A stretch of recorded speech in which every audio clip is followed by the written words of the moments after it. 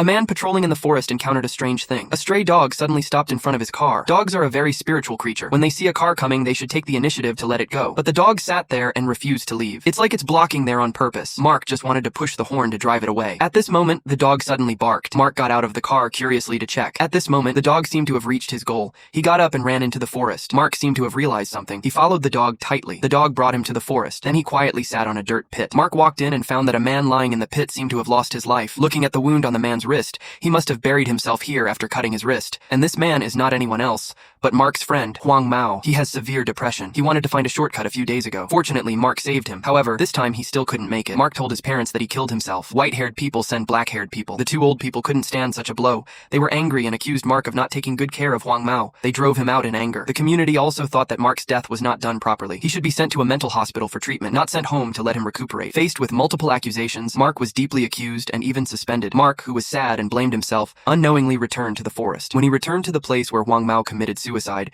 he found that Huang Mao's body was no longer there. He lit a bunch of bonfires in the same place. Suddenly, he heard some strange sounds around him. Then, something strange happened. The dead Huang Mao appeared opposite him. Mark followed Huang Mao into the forest. Then he knelt down in front of Huang Mao. Huang Mao gave him his pistol. He wanted to express that he was speechless. Mark stared at his head with a gun. When he closed his eyes and pulled the trigger, he found that there was no bullet in the gun. When he opened his eyes and went to look for Huang Mao was gone. The next day, Mark woke up in the pit where Huang Mao committed suicide. Everything that happened last night was like a dream, but it felt so real. Maybe Huang Mao just wanted to tell his best friend not to blame himself and not to be too sad. What kind of path he chose was his own choice. He also hoped that he could cheer up and face his own life.